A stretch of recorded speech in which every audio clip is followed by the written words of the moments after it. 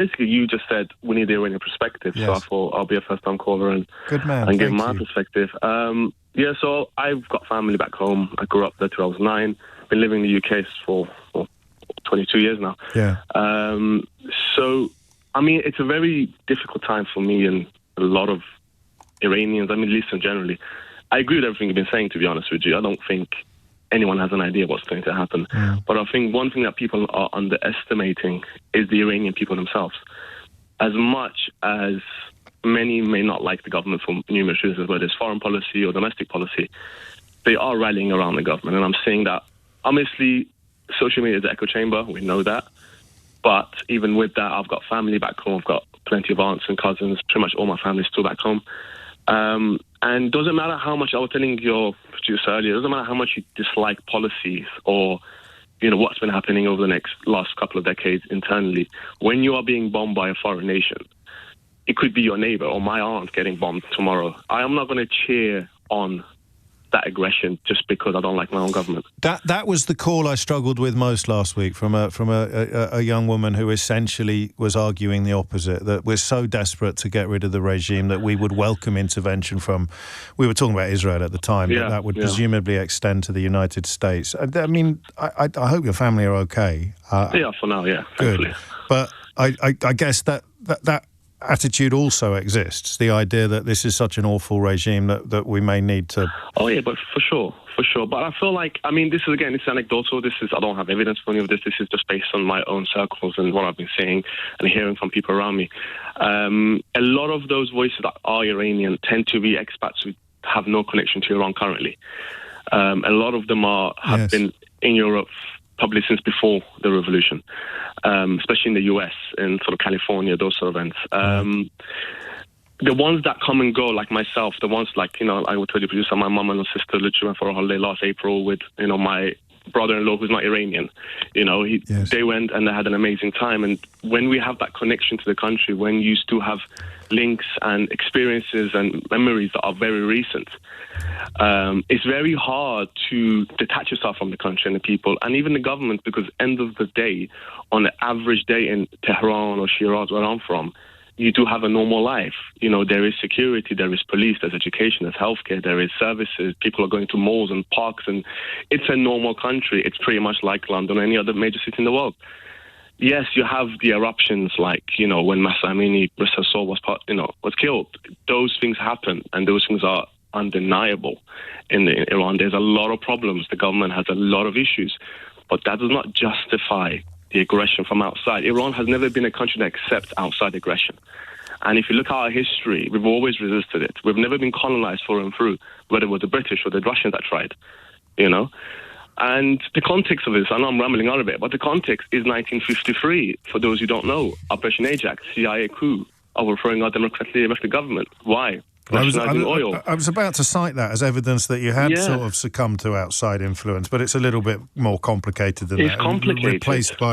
Replaced a regime that was possibly unfriendly to Washington, D.C. and London with a regime that would be more friendly and certainly would open up the pipelines, as it were. But I think back to the protests on the streets. I think back to the brutal suppression. It's a regime that tortures prisoners and locks people up on scant pretexts. The problem is that when an outsider starts dropping bombs on you, even if you hate your own government, you feel as if you're being attacked.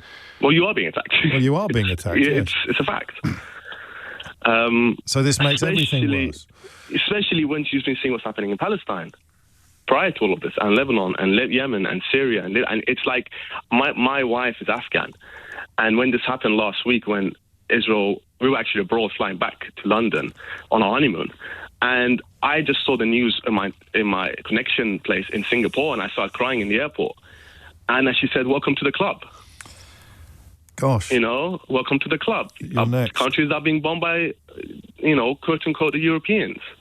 Well, there's no quote unquote yet. It's still the United States. She was like... I just a few people picking up on what you said about London. I'll clarify it on your behalf. You're not denying the existence of torture squads or women being locked up for wearing their scarf incorrectly. But when the economy was performing well, it was a place, as with as with Syria under Assad, you could, if you could lead a nice-ish life. You honestly can. And if you see there's videos online now, people walking around Tehran as we speak. There's a lot of girls without hijab on. And my mom went up. I had pictures of my mom and sister in Iran last year without hijab on, walking around. And yes, when there's flare-ups, there will undoubtedly has been. I'm not justifying the Ringa, but like I said, like I told you, producer, my mom's family were very close to the Shah. Right. My granddad worked for him, so from that perspective, I've seen that side. I've heard the arguments. You're milder than some of the other people I've spoken to.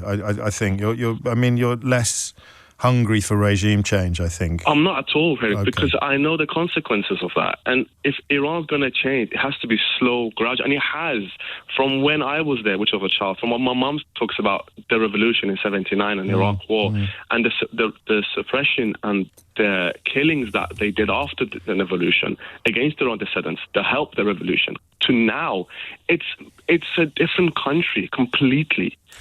So it's happening very, very, very slowly, and that's how it should be in a civilized society. And that is something that we thought, it's a lesson that we thought we'd learned from the last American intervention in the Middle East. Why do you think Trump turned on this particular 6 months? There's two conflicting schools of thought here. One claims, I think the front of The Guardian today, claiming that it could have been in place for weeks. It could have been...